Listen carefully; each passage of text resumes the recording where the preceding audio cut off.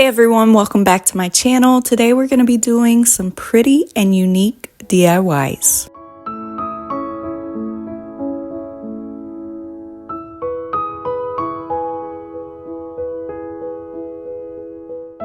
I found this sweet little mirror from my thrift store, and even though I kind of do like it just the way it is, the orange wood never really does it for me. So I decided to try something new for this mirror. Luckily for me, the back part does pop off and I was able to just take the mirror part out without having to tape it. I am painting this with 2 coats of my black chalk paint to start with. And since I was able to take the mirror out, I did go ahead and do the front and the back side. Once that was dry, then I decided to add this little wood decorative piece that I got from Amazon right to the top center of it, just using some wood glue to attach this. I used my ruler to make sure that this was nice and centered and then let that wood glue dry for about 30 minutes. Then I went in with a small paintbrush and just did a coat of that black chalk paint over this little wood piece. Once it was dry, then I used my European gold rub and buff and my little stenciling brush that I like to use, and I'm gonna go over this entire mirror to make this look like a bronze or brass mirror. For the actual mirror piece, I wanted to do something different on here and make it look a little different. So I'm actually using this floral stamp that I got from Amazon and some of my archival ink, and I'm gonna stamp one of the bottom corners and one of the top corners. Now this stamp ink is permanent, but if you mess up like I did the first time on this top corner, you can use rubbing alcohol to take it off and try again. But otherwise, once you use this ink, it will stay on here unless, like I said, you use rubbing alcohol to take it off. Now I also wanted to antique this mirror a little bit, but I didn't feel like doing the whole backside, taking the paint off and doing it that way. So instead, I decided to just use some of my rub and buff and put some little marks all over here very randomly. Again, of course, this will come off if you use something like alcohol or Windex on this mirror. But for me, this is not going to be a piece that I touch often, so this worked out. Another option you could do for this is you can spray seal the front of this mirror. The only thing is it will give it a kind of cloudy or frosted look.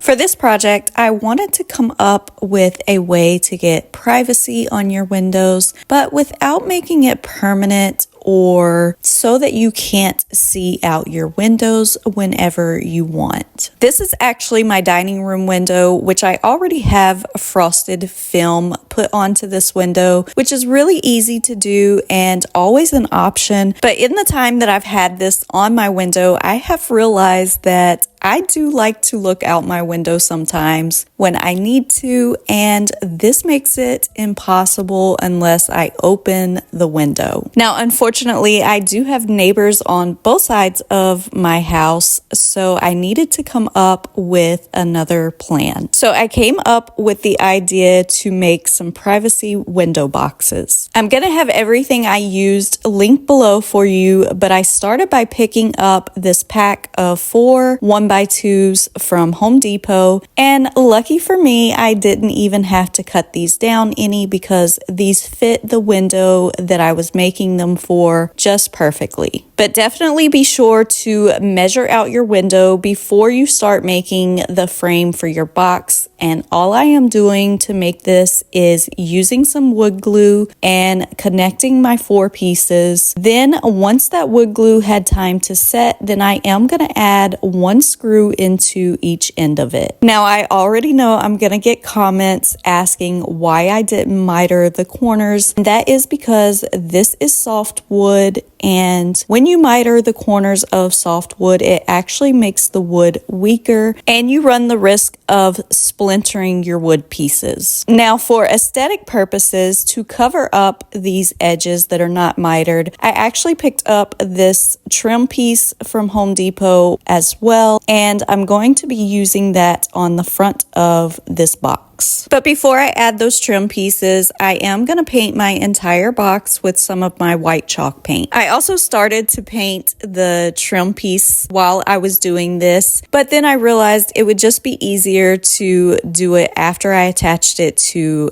the frame.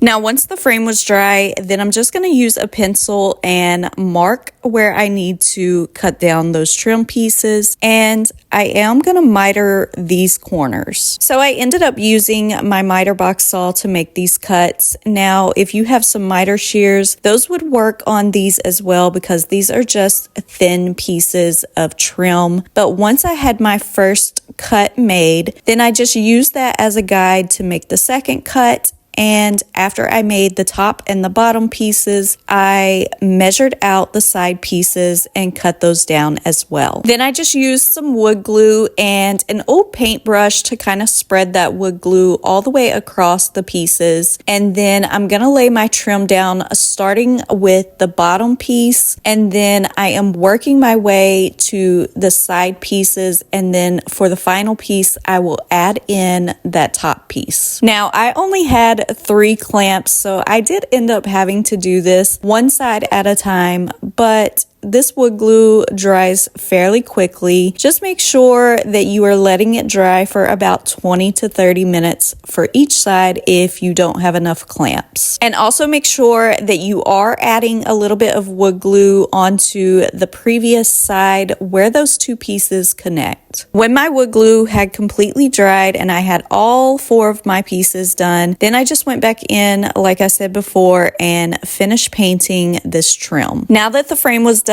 it was time to move on to making the privacy screen for this. I found this lace curtain from my local thrift store, and it was a pretty wide curtain, so I'm actually going to be able to make a couple of these out of one panel. But as you can see here, I just kind of spread it onto the back of that frame, cut it down, and then I am going to go around with my stapler and I'm going to staple this to the inside part of that frame. I don't know if you'll be able to really tell in this video, but I am stapling it right behind where that trim piece is going to be covering it on the front side. So there's kind of a 1/4 to a 1/2 inch overlap on the front side with that trim piece, and it's just going to cover this up really nicely so that I could staple it to the inside. So I'm just going to continue pulling that fabric tight and stapling it all the way around. Now, if you were thinking in your head, Angel, how is this going to be privacy when it is a lace screen? Well, here I am going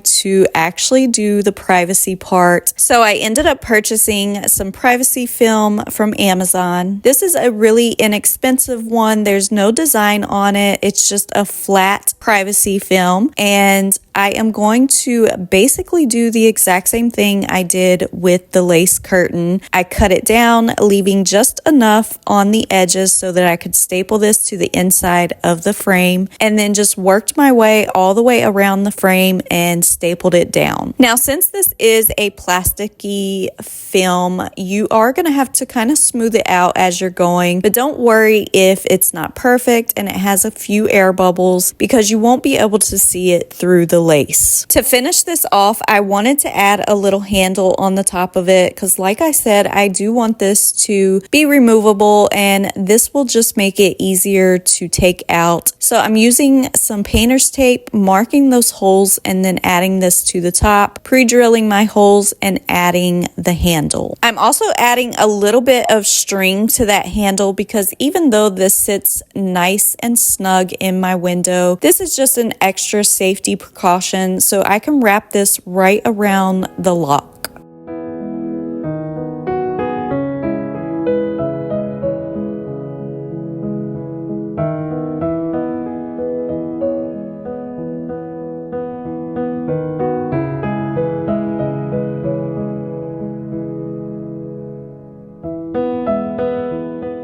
For this project, I wanted to make some candle wall sconces because I've realized that candle wall sconces can be incredibly expensive. So I'm actually just going to be using 2 wreath hangers from Dollar Tree for this project. I'm bending the wreath hanging part all the way back up against itself, and then for that bottom part that would normally go over the door, I am just bending that back and forth until it breaks off. These little hooks I've had laying around, they're actually just curtain hangers, and this is what I'm going to be using to hang my candle wall sconces. But here I'm just putting it on there and then using some pliers to just smush that closed a little bit more where I had pushed it over to itself. Just be careful when doing this because these are easily broken. Now, with the actual sconce pieces prepped and ready, I am pulling out some of my air dry clay to make the actual candle holders. So I'm just going to warm up my air dry clay and then roll out a piece just big enough for these little plastic bowls. I got these in the party section at Dollar Tree, and they were the perfect size to make the bottom part of my candle holder. So right here you can see I'm just kind of taking a little razor and cleaning up those edges after I cut my piece out. And then I'm just going to make a second one the exact same way.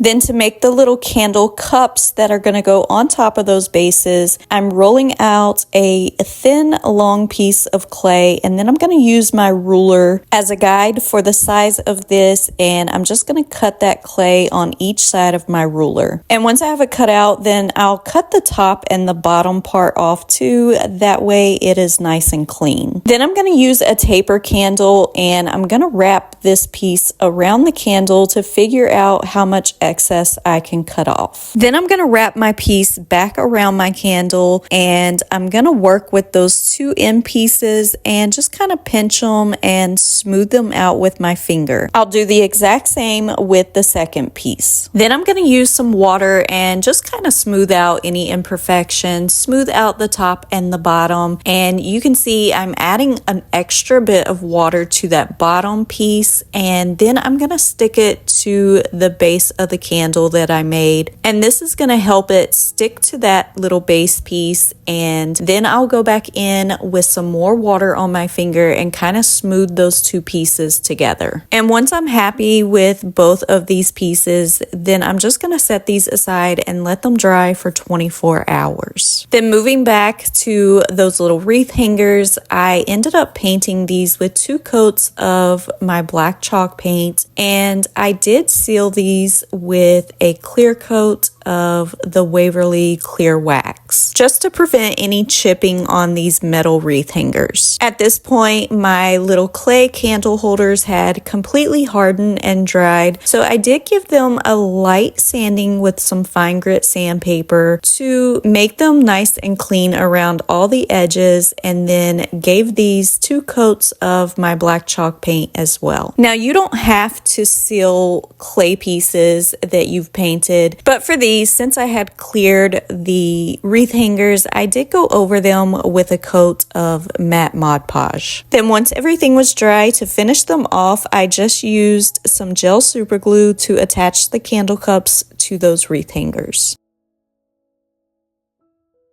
And that's going to be it for today's video. I hope you all enjoyed it. Thank you so much for watching. I'll see you next time.